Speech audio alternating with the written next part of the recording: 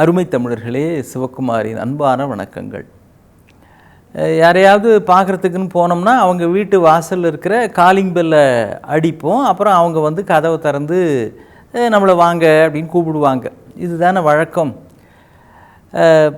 ஆனால் காலிங் பெல்லை அடித்தோம் அப்படின்னா பொதுவாக வீட்டிலிருந்து ஒரு குரல் வரும், ஏய் யார் வந்திருக்கிறாங்கன்னு பாரு அப்படிம்பாங்க. அப்படி ஒரு குரல் வந்தது அப்படின்னா அந்த அம்மா ஏதோ கை வேலையாக இருக்கிறாங்க அப்படின்னு அர்த்தம். உடனே ஒரு குட்டி பையன் அங்கேருந்து வந்து யார் அங்கிள், யார் வேணும் அப்படின்னு கேட்பான். இதான பொதுவாக நடக்கிற கதை. ஆனால் பெரியவங்களை பார்த்து யார் நீங்கள், யார் வேணும் அப்படின்னு கேட்கக்கூடாது. ஒரு இடத்தில் நாம் என்ன கேட்கிறோம், அவர்களை பற்றி தெரிந்து கொள்வதற்காக நாம் கேட்கிற கேள்விகளிலே தமிழர்கள் ஒரு நாகரீகத்தை வைத்திருக்கிறார்கள். ஹலோ சார் அப்படிங்கிறது, ஹவு டு யூ டூ அப்படின்னு கை கொடுக்கறது, இதெல்லாம் ஆங்கில வழக்கம், பிற்காலத்தில் வந்தது. ஆனால் பொதுவாக தமிழ் பண்பாடு என்ன என்றால், சிறியவர்களை பார்த்து பெரியவர்கள் உன் பெயர் என்ன, நீ யார், என்ன படிக்கிறாய் அப்படின்னு விசாரிக்கலாம். ஆனால் சின்னவங்க பெரியவங்களை பார்த்து நீங்கள் யார், என்ன விஷயம் இப்படி கேட்கக்கூடாது. இப்போல்லாம் வந்து காலிங் பெல் அடிச்சுட்டு நீங்கள் போனீங்கன்னா, அன்றைக்கி நண்பரோடு போயிருக்கிறேன், ஒரு குட்டி பையன் அங்கேருந்து வந்து யார் அங்கிள், என்ன வேணும் அப்படின்னு கேட்குறான். இப்போல்லாம் எல்லாமே அங்கிள் தானே. இந்த வீட்டுக்கு ஒரு பிள்ளை அப்படின்னு ஒரு 80களுக்கு பிறகு குடும்பங்கள் எல்லாம் வீட்டுக்கு ஒரு பிள்ளை தான், 2ன்றது கூட அதிகபட்சமாயிடுச்சு. இனிமேல் அடுத்த தலைமுறையில் இந்த பெரியப்பா, சித்தப்பா, பெரியம்மா, சித்தி, அண்ணன் பசங்க, அக்கா பசங்க, இந்த உறவு எல்லாமே இருக்க போகிறது இல்லை. ஏன், வீட்டுக்கு ஒரு பிள்ளை தான். அப்போ இந்த இத்தனை உறவுகளும் நம்முடைய அகராதியிலிருந்து மட்டுமல்ல, குடும்பங்களில் இருந்தே மறைய போகிறது. எல்லாரும் அங்கிள் தான், அங்கிள் ஆண்டி அப்படின்னு 2 வார்த்தையில் நம்ம பையன் அடைக்கிறான். அது மட்டும் இல்லை, பக்கத்து வீட்டு அங்கிள், எதிர் வீட்டு அங்கிள், பால் போடுற அங்கிள், எல்லாருமே அங்கிள் ஆயிட்டாங்க. அன்றைக்கி வாசலில் டிங் டாங்னு காலிங் பெல் அடிக்குது. குட்டி பையன் ஓடி வந்து பார்த்துட்டு, அம்மா யாரோ ஒரு அங்கிள் வந்திருக்கிறாருமா அப்படின்னா, அம்மா வந்து பார்த்தே அது உங்கள் அப்பாடான்றாங்க. அவர் ஒரு 6 மாதம் மேல்நாடுக்கு போயிருந்தாரா, இவன் அவரையே மறந்துட்டு இவன் வீடியோவில் டிவியில் சூப்பர்மேன் ஸ்பைடர்மேனோட தானே காலம் தள்ளிக்கிட்டு இருக்கிறான். பிள்ளைங்களை அந்த அளவுக்கு இது அப்படியே மயக்கி விடுகின்றன. இது மாதிரி இந்த அங்கிள் ஆண்டின்ற காலத்தில் தான் அங்கிள் யார் வேணும் அப்படின்னு கேட்குறான். நண்பரோடு போயிருந்த பொழுது அந்த குட்டி பையன் அங்கேருந்து வந்து ரொம்ப அருமையாக ஒரு கேள்வி கேட்டான் பாருங்க. அவனும் அங்கிள்னு தான் சொன்னான். யார் வந்திருக்கிறீங்கன்னு அப்பா கிட்ட சொல்லட்டும் அங்கிள் அப்படின்னு கேட்குறான். எனக்கு ரொம்ப ஆச்சரியமாக இருந்தது. யார் வந்திருக்கிறீங்கன்னு அப்பாட்ட சொல்லணும் அங்கிள் அப்படின்னா. இப்போ நம்ம தானாகவே நம்முடைய பெயர் இது, இல்லை என்ன உறவு, அவருடைய ஆஃபீஸில் ஒர்க் பண்ணுறோம், இல்லை அவருடைய நண்பர், ஏதாவது ஒன்று சொல்லுவோம் இல்லையா. அப்போ அந்த நாகரீகம் கேள்வி கேட்பதிலே இருக்க வேண்டும். நம்ம தெரிஞ்சவங்க கிட்டக்க, இல்லை அறிமுகம் ஆறவங்க கிட்டக்க அவர்களிடத்திலே ரொம்ப இணக்கம் இருப்பதாக அல்லது ஒரு பரிவு இருப்பதாக காட்டிக்கொள்ளுகிற ஒரு செயற்கைத்தனம் நிறைய பேர்ட்டு இருக்குது. சார் அப்போ தான் அறிமுகம் ஆகியிருப்பாங்க, உடனே கேள்வி கேட்பாங்க தெரியுங்களா, கல்யாணம் ஆயிடுச்சு அப்படின்னு வைங்களேன், எத்தனை பசங்க, என்னது எத்தனை பசங்க, 2 பசங்க அப்படின்னா, பையனா பொண்ணா, அடுத்த கேள்வி, ஏய் எதா இருந்தால் நீ என்ன பண்ண போகிற, இல்லை 2 பசங்க சார், அப்படியா, பசங்கன்னா பையனா இல்லை பொண்ணுங்களும் உண்டா, இல்லை 2 பெண்கள்ங்க, 2ம் பொண்ணா, அதுக்கும் என்ன பொண்ணாக இருந்தால் என்ன பண்ண போகிற, இல்லை என்ன இருந்தாலும் ஒரு ஆண் பிள்ளை வேணாமான்னு, 2 பையன்னு வச்சுக்கோங்க சார், என்ன இருந்தாலும் வீட்டுக்கு மகாலட்சுமி வேணாமா அப்படின்பா. ஏற்கனவே மகாலட்சுமி வேணும்னு சொல்லி உன்னை கொண்டாந்து தலையில் கட்டி, அப்புறம் அவன் இப்போ காளியில் கட்டி வச்சாங்கன்னு அவன் கதறிக்கிட்டு இருக்கிறான். மகாலட்சுமியை காளியாக அவன் மாற்றிருக்கிறான் காலப்போக்கில். இந்த மாதிரி சாமி பேரை சொல்லியே அவனுக்கு கிறுக்கு பிடிக்க வச்சிடறோம் நம்ம. இதில் அடுத்தவங்களுடைய பர்சனல் மேட்டர். இதை விட இந்த திருமண வீடுகளில் பார்த்தீங்கன்னு வச்சுக்கோங்களேன், ரொம்ப வருஷம் கழித்து சந்திக்கிற உறவுகள் உண்டு. அந்த உறவுகள்லாம் ரொம்ப வருஷம் சந்திக்கலையே அப்படின்ற ஒரு மனசுக்குள்ளே உறுத்தலும் இருக்கும். நம்ம பேச்சு தொடர்பு, பழக்க வழக்கம், ஒரு கல்யாணம், கார்த்தி, இது மாதிரி தான் வரமே தவிர மற்றபடி ஒன்றும் தொடர்பு அவ்வளோவா இல்லையே அப்படின்னு விலகி போன உறவுகளுக்குள்ளே ஒரு சின்ன உறுத்தலும் இருக்கும். அதை ஈடுகட்டுறதுக்காக என்ன, எப்போ சாப்பாடு போட போகிற, அதான் கல்யாணம் எப்போன்னு விசாரிக்கிறாராம். கல்யாணம் ஆயிடுச்சின்னு வச்சிங்க, என்னப்பா கல்யாணம் ஆயிடுச்சே, ஏதாவது விசேஷம் உண்டா, என்ன அப்புறம் என்ன என்ன குழந்தை, பையனா பொண்ணா? கொஞ்சம் இந்த கேள்விகள் எல்லாம் இதற்கெல்லாம் வாய்ப்பே இல்லை என்று வாழ்க்கையால் தீர்ப்பு எழுதப்பட்டவர்களும் இருப்பார்கள் இல்லையா? நான் சொல்கிறது உங்களுக்கு நிச்சயமாக புரியும். சில பேருக்கு திருமணத்திற்கு வாய்ப்பு இருக்காது.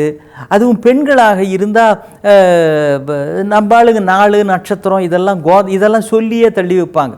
பழமொழியெல்லாம் சொல்லியே நிறைய பெண்களுக்கு அச்சுச்சோ செவ்வாய் தோஷம் ஆகாது, அப்புறம் பூராடம் நூலாடாது, அப்புறம் ஆயில்யம்னா ஆயுசு முழுக்க கெடுதல், இப்படி எல்லாத்துக்கும் ஒரு பழமொழி சொல்லி நட்சத்திரத்தை சொல்லியே அந்த பொண்ணோட வாழ்க்கை மேலே நகராதபடி பார்த்துக்குவான். இப்போ அதனாலேயே இந்த பெண் மூலம்னா நிர்மூலம் என்னவோ ஜோசியம் மாதிரி இவன் பேசிக்கிட்டு இருப்பான். இந்த ஒரு நட்சத்திரத்தை வச்சுலாம் யாருடைய வாழ்க்கையும் தீர்மானிக்க முடியாதுன்றது தான் பெரிய பெரிய ஜோதிடர்களே சொல்வது. அந்த இவன் ஒரு 4-5 பழமொழியை வச்சுக்கிட்டு இப்போ பெண்கள் வாழ்க்கையில் விளையாடுவது நம்முடைய மண்ணுக்கு இருக்கிற ஒரு வருத்தத்துக்குரிய விஷயம்தான். அந்த மாதிரி பாதிக்கப்பட்ட பெண்ணுன்னு வச்சுக்குங்க, இல்லை ஏதோ ஒரு காரணத்தினால திருமணம் ஆகலை, அவங்கள பற்றி இப்போ போய் திருமணம் ஆயிடுச்சா, எப்போ கல்யாணம், எப்போ சாப்பாடு போகிற, இது எல்லாம் அவர்கள் மனதை காயப்படுத்தும் அல்லவா? யோசிக்க வேண்டிய விஷயம். ஏதோ ஒரு காரணத்தினால பிள்ளைகளே கிடையாது, குழந்தை பிறக்கும் வாய்ப்பு அவர்களுக்கு இல்லைன்னு வச்சுக்குங்க. இந்த பிறவியில் இறைவன் தீர்மானம் அல்லது இயற்கையின் தீர்மானம். அவங்கள பார்த்து எத்தனை குழந்தை, பையனா பொண்ணா, ஏதா விசேஷம் உண்டா, இப்படி ரொம்ப அக்கறை இருக்கிறதா மாதிரி காமிச்சிக்கிறாங்களாம் இவங்க. உன் பேரில் எனக்கு ரொம்ப அக்கறை அப்படின்னு காட்டுறதுக்காகவே இப்படிப்பட்ட ரெடிமேடு கொஸ்டின்ஸ்லாம் வச்சுருக்கிறான் நம்பாள். இப்படிப்பட்ட கேள்விகள் கேட்பது அநாகரீகம். கேள்விகள் கேட்பதிலேயே நம்முடைய பண்பாடும் வெளிப்படுகிறது. சார், என்னுடைய நண்பர் ஒருத்தர், அவருக்கு குழந்தை இல்லை, ஆனால் திருமணமாச்சு, குழந்தை இல்லை. அவர் உண்மையிலேயே இப்படிப்பட்ட கேள்விகளை சந்திக்க நேரிடுகிற பொழுதெல்லாம் எனக்கு கூட பரவாயில்லப்பா, ஆனால் என்னுடைய மனைவி நினச்சா தான் ரொம்ப வருத்தமாக இருக்குது. இது மாதிரி கல்யாணம் காட்சின்லாம் போகிறப்போ அவகிட்ட இதை கேள்வி கேட்டு கேட்டு இப்போல்லாம் அவள் வள்ளியில் வர்றதுக்கே கூட ரொம்ப தயங்குறா என்று அவர் மனம் விட்டு சொன்ன பொழுது தான் எவ்வளவு காயப்படுத்துகிறது. நாம் சாதாரணமாக கேட்குற ஒரு கேள்வி அடுத்தவர்கள் அந்தரங்கத்திற்குள்ளே எட்டி பார்க்கின்ற இழித்தன்மையை நாம் செய்யக்கூடாது. மிருணால் சென் அப்படின்னு ஒரு வங்காள திரைப்பட இயக்குனர், அவங்க ஒரு திரைப்படம் எடுக்கிறாங்க. தினம் ஒரு பெண் காலையில் அலுவலகத்துக்கு போவாங்க, சாயங்காலம் வருவாங்க. இதான் நடைமுறை. தினம் காலையில் போவாங்க, சாயங்காலம் வருவாங்க. ஒரு நாள் அவங்க வரல. மறுநாள் காலையில், இரவு முழுக்க அந்த பெண் எங்கே போனான்னு தெரியல, மறுநாள் காலையில் ஆட்டோவில் வந்து இறங்குறாங்க. அந்த தெருவில் இருக்கிற எல்லாரும் வேடிக்கை பார்க்குறாங்க அந்த பெண் வர்றதை. அப்புறம் ஏறி போகிறா. அந்த அம்மா வழக்கம் போல் வாம்மா அப்படின்னு போய் குளிச்சுட்டு வரையா, காஃபி போட்டு தரேன்னு அந்த பெண்ணோட அம்மா கேள்வி கேட்குறாங்க. அப்புறம் அந்த பெண் குளித்து விட்டு காஃபி சாப்பிட்டு விட்டு பிறகு காட்சிகள் மேலே நகர்கின்றன. இந்த காட்சியை பற்றி பின்னால் பத்திரிகை நிருபர்கள்லாம் கேள்வி கேட்குறாங்க. அந்த ஒரு இரவு முழுக்க அந்த பெண் எங்கே போனா அப்படின்னு. அந்த மிருணால் சென்னோட பதில் என்ன தெரியுங்களா? அந்த இயக்குனர் தந்த பதில், எனக்கு அதை பற்றி கவலை இல்லை. என்னங்க, நீங்கள் தாங்க படைப்பாளி, அது உங்கள் திரைப்படம், அந்த கதாபாத்திரம் எங்கே போச்சு அப்படின்னா, இல்லை, நான் அதை பற்றி கவலைப்படலை. ஒரு பெண் இரவில் எங்கு செல்லுகிறாள், எங்கு தங்குகிறாள், அவள் நிலை என்னன்றதை பற்றி எனக்கு கவலை இல்லை.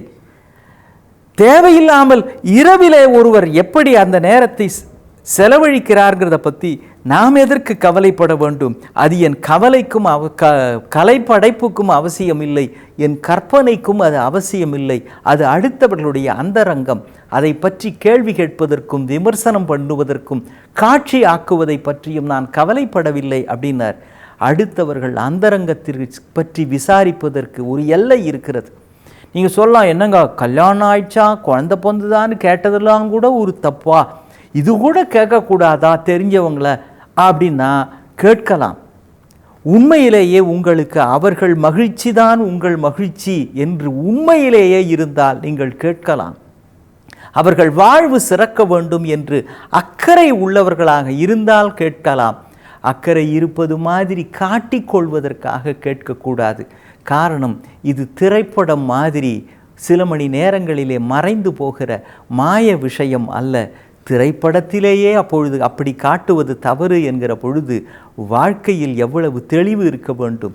நாம் கேட்கிற கேள்விகள் கூட நம் பண்பாட்டை வெளிப்படுத்துவதாக இருக்க வேண்டும் என்பதுதான் தமிழ் மரபு. மீண்டும் சந்திப்போம். வணக்கம்.